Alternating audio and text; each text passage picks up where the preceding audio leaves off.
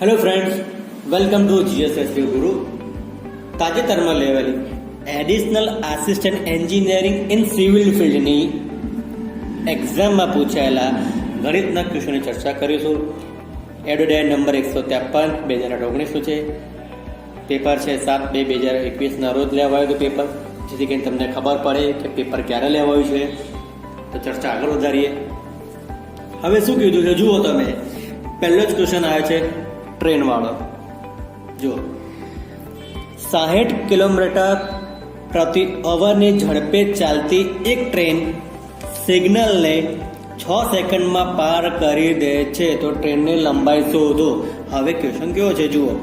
હા, એક ટ્રેન છે, એક લાંબી ટ્રેન છે, બરોબર છે. આ એક આપણે ટ્રેન દોરાવું છું, જસ્ટ ઇમેજિંગ કરજો. અને એક આ પોલ બુથ છે, આ સિગ્નલ છે.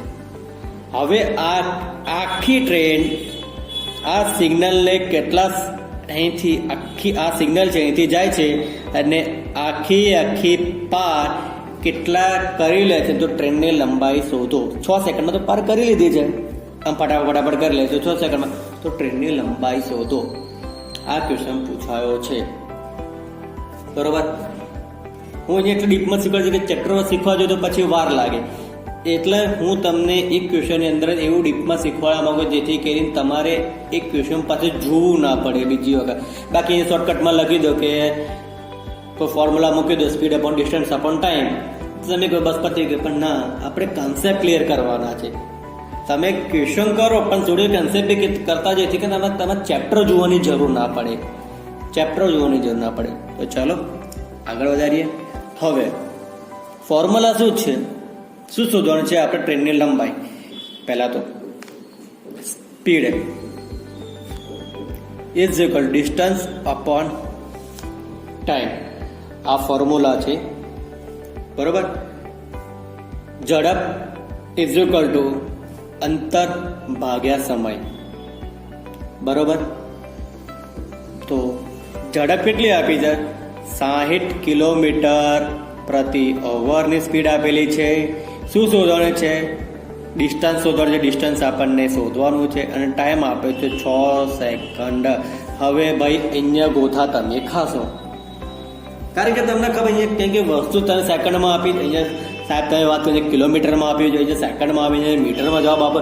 સાહેબ કરવાનું શું અમારે? કંઈ કરવાનું નહીં.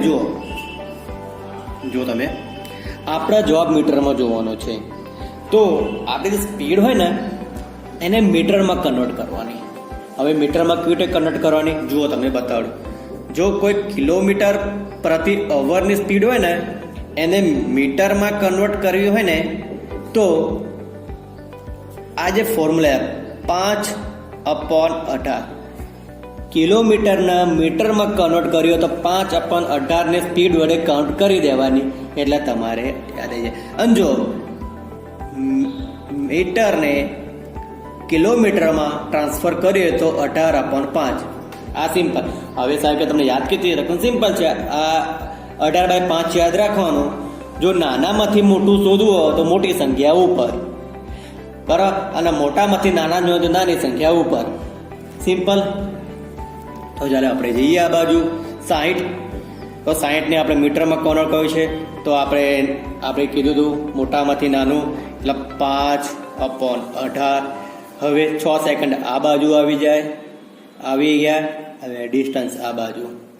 હવે આપણે ભાગ પાડવાના. 6 તરી 18 અને 20 તરી 60, બરોબર. તો ડિસ્ટન્સ ઇઝ ઇક્વલ 20×5 100 મીટર. આ રહ્યો આપણો આન્સર. હતું ને સિમ્પલ. પણ આપણે કંઈક થોડું શોર્ટકટ જ છે, પણ હું તમને ડીપમાં એટલે થિયરી થોડું શીખવાડું છું જેથી કે તમને યાદ રહે. બાકી આ એક્ઝામ્પલ એક જ લીટીનો છે. આ ખાલી સ્પીડ ડિસ્ટન્સ અપોન ટાઈમ તમને કહે વાત પતી કે ચલો જવા દો. પણ આ તમને એટલે શીખવાડે કે તમારે ચેપ્ટર શીખવું ના પડે. ઓકે, નેક્સ્ટ ક્વેશ્ચન જુઓ.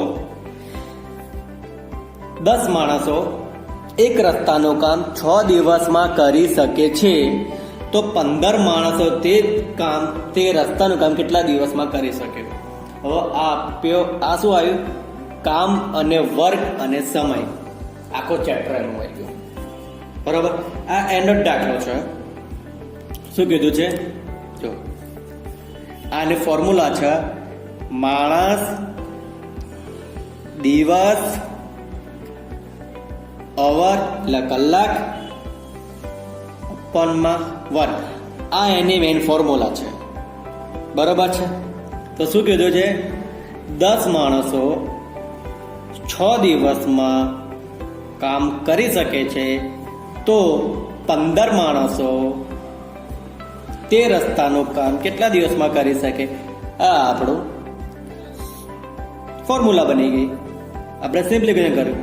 16 × 6 15 નીચે આવી જાય એટલે 2 આ 3 2 ડી બરાબર 4 દિવસ.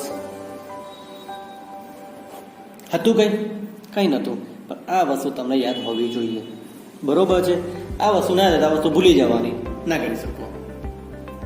બરોબર. હવે નેક્સ્ટ ક્વેશ્ચન પર આપણે જઈએ છીએ. નેક્સ્ટ ક્વેશ્ચન જુઓ. થોડોક આમ તમને કન્ફ્યુઝ કરી નાખે એવો છે, પણ આપણે કન્ફ્યુઝ નહીં થવાનું, આપણે સોલ્વ કરવાનો છે. એક કામમાં એ બી કરતા બમણો ઝડપી છે. એક કામમાં એ બી કરતા બમણો ઝડપી છે. તો આ એક કામ કરે છે, તો આ બે કામ કરે છે. બંને ભેગા મળીને કામ કરે છે, તો તે કામ 24 દિવસમાં પૂરું કરી શકે છે. હવે 2 જણા ભેગા થયા અને 2 જણા કામ થઈને 24 દિવસમાં પૂરું કરી શકે છે. બરોબર. તો ખાલી તો એને એક કામ પૂરું કરતા કેટલા દિવસ લાગે? તો એ એકલાને કામ પૂરું કરતા કેટલા દિવસ લાગે? બરોબર છે. હવે આ વસ્તુ આવી ગઈ. આ શું છે? આ ઝડપી છે. આ શું કે ઝડપ લાગે છે એ બી. તો આપણે સમય, આ એફિશિયન્સી કહેવાય. એફિશિયન્સી વધારે હોય તો ટાઈમ તો ઓછો લાગે ને, તો આપણો આ ટાઈમ એકબીજાનું ઓપોઝિટ. અને 1 કલાક લાગે અને 2 કલાક લાગે, 2 દિવસ લાગે. તો શું બંને કામ પૂરું કરે છે? આ બંને કામ પૂરું કર્યું 24 દિવસમાં. તો આને 24 કલાક કામ કર્યું ને 12 દિવસ કામ કર્યું. બરોબર છે. અલગ રીતે. હવે જો શું કહે છે, હવે ધ્યાનથી ક્વેશ્ચન જોજો, બહુ જ ટ્રીક છે. તો એને કામ કરતા કેટલા દિવસ લાગે? એને તો આ કામ કરતા 24 દિવસ તો લાગ્યા છે, બરોબર છે. પણ બીને 12 દિવસ લાગ્યા છે. હવે બીનું કામ તો 12 દિવસ તો કરવું પડે ને. એને તો એકલો થોડી કરીએ કે, એને બીને સહયોગ આપ્યો છે. પણ હવે બીનું કામ એ કરી રહ્યો છે. બરોબર છે. બીનું કામ એ કરી રહ્યો છે. પણ પહેલા શું કીધું? પહેલા જ કીધું છો, જો એ બી કરતા બમણો છે, તો આને 2 વડે ભાગી દઈએ. કેમ કે આ તો સ્પીડમાં જ કામ કરે છે ને, તો પછી આપણે એને ઇન્ટેન્સિટી ગણવી પડે ને. તો આને ભાગીએ તો 6 આવી ગયા. તો એનું કામ બી થઈ ગયું અને જોડે જોડે બીનું કામ બી એ કર્યું, એની બી એફિશિયન્સી આવી ગઈ. તો શું થયું? 24 + 6 એટલે 30. આ આપણો આન્સર. આ રીતે આ ગણવાનો તો આન્સર. જો ફરીથી શીખવાડું. જો એક કામમાં એ બીજા બી કરતા જ બમણો ઝડપી છે, એફિશિયન્સી છે બમણી છે, એ કરતા બી બમણી છે. તો એફિશિયન્સી વધારે તો ટાઈમ તો ઓછો જ લાગવાનો છે. તો એકબીજાના વ્યસ્ત કરી નાખો. 1 અને 2 સેમ. એને 1 કલાકનું જેટલું કામ કરે છે, તો બીને 1 કામ કરતા 2 કલાક લાગે છે. બરોબર. હવે શું કીધું છે? બંને તે કામ 24 દિવસમાં પૂરું કરે છે. આ 24 દિવસમાં પૂરું કર્યું, તો 24 ને 12 બરોબર છે, ગુણીએ તો શું કીધું છે?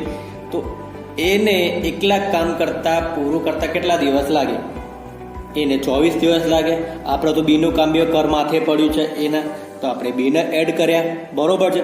અને આગળનો વિચારો ક્વેશ્ચન એફિશિયન્સી ડબલ છે તો આપણે 2 વડે ભાગ્યા, બરોબર. તો 2 વડે ભાગ્યા તો 6 આવ્યા અને આ સરવાળો કરી નાખ્યો એટલે એને એકલું કામ કરતા 30 દિવસ લાગ્યા.